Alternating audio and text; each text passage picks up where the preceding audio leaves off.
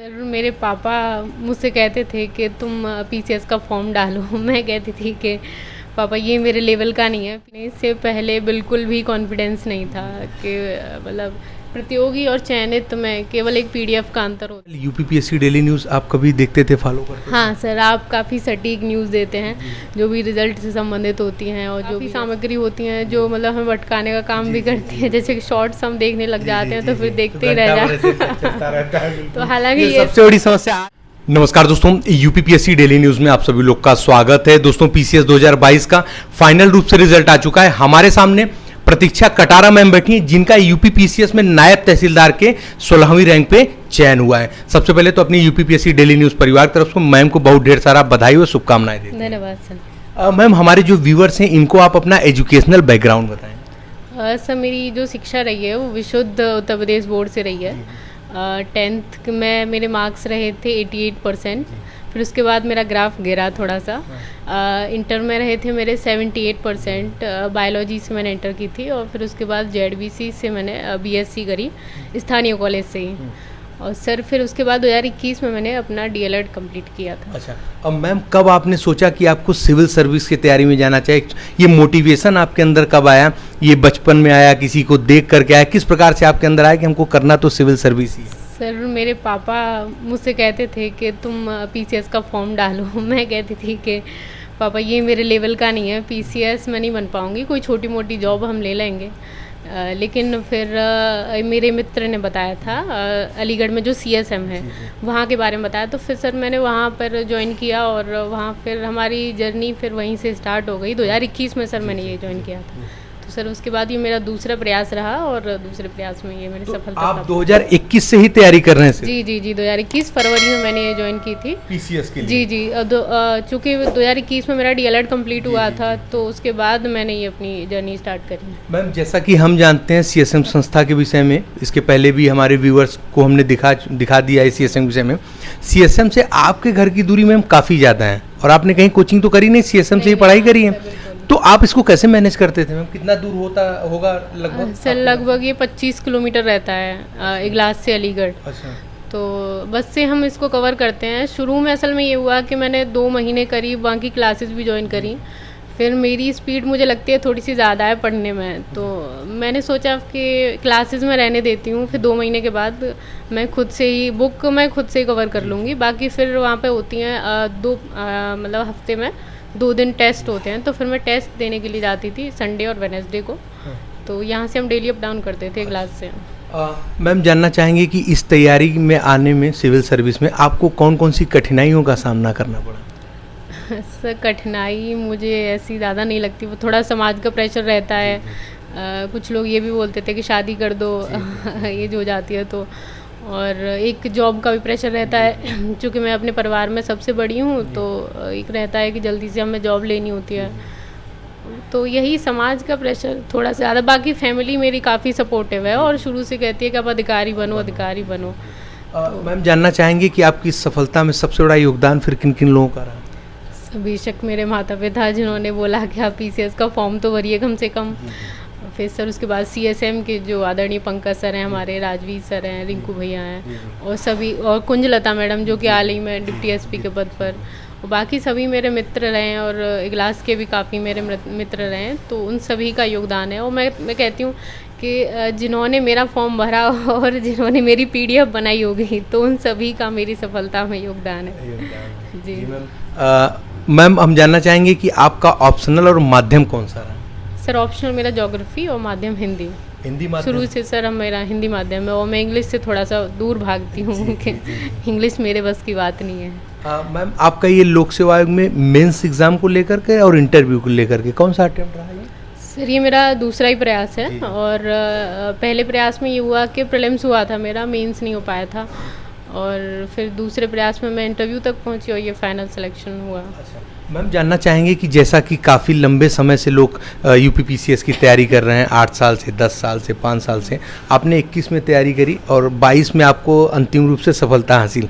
तो आपको क्या लगता है कि ऐसा कहाँ परिवर्तन हुआ? आपको ऐसा कॉन्फिडेंस था कि आपका सिलेक्शन हो जाएगा? ऐसा कैसा लग रहा था आपको रिजल्ट आने के? सर रिज़ल्ट आने से पहले बिल्कुल भी कॉन्फिडेंस नहीं था कि मतलब प्रतियोगी और चयनित में केवल एक पीडीएफ का अंतर होता है। उससे पहले पीडीएफ आने से पहले सभी लोग एक सामान्य ही होते हैं, और जिस दिन रिज़ल्ट आ रहा था उस दिन मैं यहीं पे पड़ी थी और पूरा दिन ऐसे रहा, मेरा बीपी कभी लो हो रहा कभी हाई हो रहा, वो स्थिति रहती है। और जैसे कि ऐसा तो उन्हीं लोग के साथ होता है मैम जो सीरियस एस्पिरेंट होते हैं। हाँ सर, वो थोड़ा सा रहता है कि हमने मेहनत की है तो सफलता मिलनी चाहिए, लेकिन कॉन्फिडेंस हम नहीं कह सकते जब तक रिजल्ट नहीं आ जाता तब तक।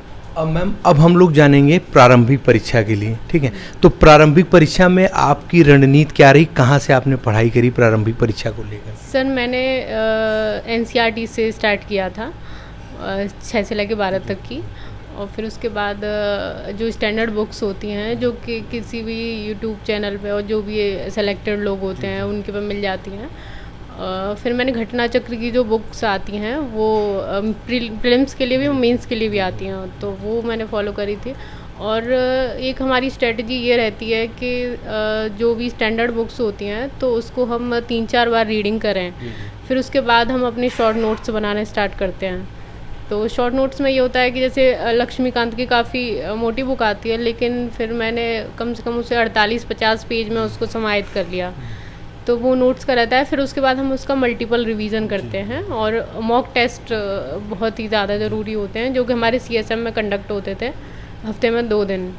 तो वो उसके हमारी एक्यूरेसी का हमें उससे पता लगता है, और काफ़ी जो क्वेश्चंस हमें नहीं आते तो हम उसके जो जैसे कि टेस्ट में जो क्वेश्चन हमें नहीं आ रहे उसके भी हम नोट्स बनाते हैं, जिससे कि वो आगे हमसे गलत ना हो पाएँ। तो ये स्ट्रेटजी सब मेरे रहती। मैम जानना चाहेंगे कि आपकी जो पढ़ाई की दिनचर्या होती थी, रूटीन होता था, वो किस प्रकार? सर मैं सुबह से ही सोचती थी कि आज ये सब्जेक्ट मुझे पढ़नी है और इतने पेज मुझे कवर करने हैं आज, और मेरी एक स्ट्रेटजी ये रहती है कि मैं एक बुक को पकड़ लेती हूँ तो फिर उसको ख़त्म करने के बाद ही दूसरी बुक स्टार्ट करती हूँ। तो सुबह से लेके शाम तक कि इतने हमें कवर करना ही करना है, फिर उसके हिसाब से हमें कितने भी घंटे लग जाएं उससे वो मायने नहीं रखते। तो यही मेरा एक रहता था कवर करने का। जी, घंटा के हिसाब से कुछ पढ़ाई है? नहीं सर, घंटे मुझे याद भी नहीं है कि मैं कितने घंटे पढ़ती हूँ। तो आपने घर पे रह कर की पढ़ाई की, तो कुछ काम वाम के भी बोझ वगैरह रहते थे? बोझ नहीं कह सकते सर, मुझे अच्छा लगता है काम करना। अच्छा। मुझे जैसे कि कुकिंग करना मुझे काफ़ी शौक है, लोगों को खाना खिलाना मुझे पसंद है, केवल खुद ही नहीं लोगों को भी मैं खिलाऊं, लोग मेरी तारीफ करें खाने। ठीक है मैम। तो और बाकी झाड़ू पोंछा, मतलब एक जो सामान्य जो एक महिला एक लड़की हो सकती है, बस उसी तरह के काम मतलब मैं करती हूँ। तो मैम काम के साथ साथ आपने अपनी पढ़ाई को कंटिन्यू रखा और अंतिम रूप से आप चयनित हुए। मैम जानना चाहेंगे प्रारंभिक परीक्षा के लिए तो आपने बता दिया था, इसी प्रारंभिक परीक्षा में करंट अफेयर को लेकर के आपने कैसे पढ़ाई करी थी? सर करंट में जैसे कि जो मेरा पहला प्रयास था तो वहाँ मैंने मंथली करंट को फॉलो किया था, स्टडी फॉर सिविल सर्विस नाम के जो चैनल है वहाँ से। फिर दूसरे प्रयास में मैं चूँकि एसआई में मेरा हो गया था, उसकी कभी रनिंग होती थी कभी डॉक्यूमेंट वेरिफिकेशन, तो उस हिसाब से मतलब बिजी रहा था मेरा। तो फिर मैंने लास्ट में आगे जो घटना चक्र की दृष्टि करके एक आती है वो फिर मैंने कवर की थी, तो उसी से सर मेरा प्रीलिम्स के लिए तो हो गया था। मैम फिर आपने अपना ये जो सीसेट अहम रोल अदा करता है, इसको आपने कैसे किया? सर सीसेट में नहीं पढ़ती क्योंकि या तो कह लीजिए कि जब मैं डीएलएड कर रही थी तो उस टाइम पे ना मैंने डीएलएड के साथ अपना मैथ भी कवर कर लिया था यूट्यूब के माध्यम से। ऑफलाइन कोचिंग मैंने नहीं, मतलब मैं प्रेफर नहीं करती कि आप ऑफलाइन कोचिंग कभी करिए, तो उस हिसाब से फिर मैंने अपना मैथ कर लिया था कि आगे कभी कंपटीशन में काम आएगा। तो वही चीज़, और हिंदी इंग्लिश मेरे सही रहे, मतलब हिंदी तो मतलब मेरी पसंदीदा विषय रहा है शुरू से, तो सीसेट में ऐसी कोई समस्या आई नहीं मुझे, और उसे पढ़ने की भी ज़रूरत नहीं पड़ती। एक जो उसमें पार्ट रहता है कम्युनिकेशन का, तो उसे मैं पढ़ के भी नहीं जाती और मुझे पता है कि वो मुझे छोड़ के आना है। बाकी जो सब्जेक्ट है उससे मेरा हो जाता है, कम से कम 55 सवाल उससे नेट में आ जाते हैं तो वो हो जाता है। तो मैम टेस्ट सीरीज आपने लगाई थी? किसकी सर? प्रारंभिक परीक्षा? हाँ प्रारंभिक परीक्षा सीएसएम में ही सर कंडक्ट करवाते हैं वो लोग। अच्छा, कितनी टेस्ट सीरीज वहाँ पे आपने लगाई होंगी प्रारंभिक परीक्षा के लिए? सर काफ़ी, अब जैसे कि हफ्ते में 2 दिन वो टेस्ट करवाते हैं, तो कम से कम 5-6 महीने का देखें तो काफ़ी टेस्ट सीरीज़ हो जाती हैं वो, मतलब मैं गिनती नहीं कर पा रही हूँ, लेकिन वो एक मॉक टेस्ट के माध्यम से वो आपको आधार प्रदान कर देते हैं। मैम जानना चाहेंगे मुख्य परीक्षा पर हम लोग आते हैं और उसके पहले पूछेंगे कि लोक सेवा आयोग से अभी ऑप्शनल हट चुका है, तो आप किस नज़रिए से देखते हैं इस चीज़ को? सर ये आयोग का फैसला है तो अच्छा ही होगा और सभी के लिए अच्छा है, समानता का इससे भाव आएगा सभी में। अब मैम बताइए, आप ऐसे और हिंदी के लिए आपने अपनी रणनीति कैसे करी? सर ऐसे का एक विज़न का एक नोट आता है, तो उससे हमने देखा था, हमने डेटा वगैरह चूँकि इसमें भी मायने रखते हैं ऐसे में, तो उसका भी एक अहम रोल था जैसे कि विज़न वाले नोट का। और काफ़ी जो रहते हैं घटना चक्र के भी ऐसे का एक नोट आता है। और एक बुक है, मैं नाम याद नहीं कर पा रही, एक IAS उन्होंने लिखी है, तो उसमें काफ़ी ऐसे रहते हैं, तो वहाँ से हमारे एक कॉन्सेप्ट डेवलप हो जाता है, फिर उसे हम मतलब और उसके बाद प्रैक्टिस करने की आवश्यकता पड़ती है, तो उसी से सर मेरा ऐसे हो गया था। और हिंदी के लिए एक बुक आदित्य करके एक बुक आती है, तो हाँ वो सर हिंदी के लिए हो गया था। अच्छा मैम, आपसे जानना चाहेंगे कि अभी आप UPPCS 2023 के लिए कंटिन्यू कर रहे हैं? जी जी, मैं 14 मई को देने वाली हूँ। तो मैम अभी बचा जो 24 से 25 दिन बचा होगा प्रारंभिक परीक्षा के लिए, तो आप अपनी रणनीति क्या रख रहे हैं? क्योंकि आप अभी सेलेक्ट हो चुके हो, तो आपकी रणनीति तो व्यूअर्स जो है जानना चाहेंगे, एक सेलेक्टेड लोग 24 दिन क्या रणनीति करते हैं, तो इसमें मैम आप सर रिवीजन का जो मैंने नोट्स बनाए हैं, तो उसी का रिवीजन मैं बार बार करूँगी। सभी जितने नोट्स बनाए हैं GS के और करंट के सारे? जी, करंट का मैं नहीं बना पाई, देखिए चूँकि ये चल रहा था वो, और फिर मैं साइकिल ट्रेनिंग पे भी गई थी, 20 मार्च को अभी मैंने ज्वाइन की थी। जी मैम, इसके विषय में भी बताएं कि आपका UPSI में अंतिम रूप से चयन हो चुका है। हाँ सर, 20 मार्च को मैंने अभी हाल ही में ट्रेनिंग की थी, और 15 दिन के अंतराल में फिर ये इसमें सिलेक्शन हो गया, तो मैंने वहाँ से रिज़ाइन भी दे दिया। अच्छा, वहाँ से रिज़ाइन दे दिया? जी सर। चलिए मैम, और वहाँ से रिज़ाइन दिया, मैम को चोट भी लग गई थी पैर में? हाँ सर, पैर में चोट लगी हुई है। मैम हम लोग जिस टॉपिक पे थे इसमें मेंस को लेकर के, मेंस में आपने GS ऐसे और हिंदी का बता दिया। GS फर्स्ट, सेकंड, थर्ड और फोर्थ, क्योंकि इस स्टैंडर्ड बुक तो सभी पढ़ते हैं, आपने इन चारों के लिए क्या कुछ अलग किया, कुछ अलग तरीके से कोई अलग बुक पढ़ी या कुछ, तो उसके विषय में हम डिस्कस करें। सर जो मैंने नोट्स बनाए थे वही एक तो पढ़े मैंने, और एक घटना चक्र की जो मेंस के लिए बुकलेट्स आती हैं, GS मतलब चारों GS के लिए आती हैं, वो टॉपिक वाइज जो भी सिलेबस उसमें दे रखा होता है उस हिसाब से, और जो भी टॉपिक उसमें नहीं होते हैं तो फिर हम सिलेबस को अच्छे से पढ़ते हैं पहले तो, और फिर यूट्यूब के माध्यम से, गूगल के माध्यम से, तो मतलब ये रहता है, हमारा प्राथमिकता रहती है कि हम पूरे सिलेबस के पॉइंट टू पॉइंट कवर करें, और जैसे कि डेटा वगैरह उसमें होना चाहिए, तो यही। और कहते हैं कि आंसर राइटिंग प्रैक्टिस भी उस हिसाब से करनी होती है, जैसे कि हम डेली लिखते थे 6-6 घंटे हम पेपर लिखते थे, और बाकी जो समय मिलता था तो उसमें हम नोट्स मेकिंग का काम करते थे। तो मैम ये नोट्स मेकिंग में मतलब आप नोट्स बनाते समय किन किन बातों का ध्यान रखना चाहिए, इसके लिए भी कुछ शेयर करें? मतलब जो भी डेटा वगैरह है उसे बहुत छोटे में लिखें हैं, जैसे पूरा वाक्य हमें लिखने की ज़रूरत नहीं पड़ती है, और जैसे कि जब सिलेबस को हम पढ़ लेते हैं तो उस हिसाब से हमें पता चल जाता है कि कौन सी चीज़ ज़रूरी है, कौन सी नहीं, तो नोट्स बहुत ही छोटे होते हैं जिससे हम जल्दी उसका रिवीजन कर पाते हैं, तो यही मुझे लगता है नोट्स के बारे में। अच्छा, मेंस के लिए यही रणनीति? मेंस, प्रीलिम्स, हाँ सबके लिए यही। मैम हमारा चैनल UPPSC डेली न्यूज़ आप कभी देखते थे, फॉलो करते थे? हाँ सर, आप काफ़ी सटीक न्यूज़ देते हैं जो भी रिज़ल्ट से संबंधित होती हैं, और जो भी जैसे कि सेलेक्टेड लोगों का इंटरव्यू होता है तो उसकी जो भी स्ट्रेटजी रहती है वो काफ़ी हेल्पफुल रहती है, और रिज़ल्ट के टाइम पे तो काफ़ी वो रहता है ना, मार्केट में काफ़ी खलबली का माहौल रहता है, उस हिसाब से फिर आपकी जैसे कि आ जाता है चैनल पे आ जाती है वीडियो, तो फिर लगता है हाँ अब हमें सटीक जानकारी मिल जाएगी। Thank you ma'am. मैम हम जानना चाहेंगे कि सोशल मीडिया क्या आपके जीवन में कितना रोल रखता है, क्योंकि काफ़ी इसको निगेटिविटी में भी है और पॉजिटिव में भी है, तो इसके विषय में मैम बताएं आपके लिए कैसे? सर मेरे एक्चुअली व्हाट्सएप और टेलीग्राम ये दो ही मतलब मेरे वो हैं सोशल मीडिया में, क्योंकि यहाँ पर काफ़ी एजुकेशनल ग्रुप्स रहते हैं, जैसे कि आपका भी चैनल है उस पर टेलीग्राम पे, और टेस्ट सीरीज़ वगैरह हमें व्हाट्सएप ग्रुप पे मिलते हैं, तो यही। बाकी इंस्टा फेसबुक में नहीं चलाती हूँ।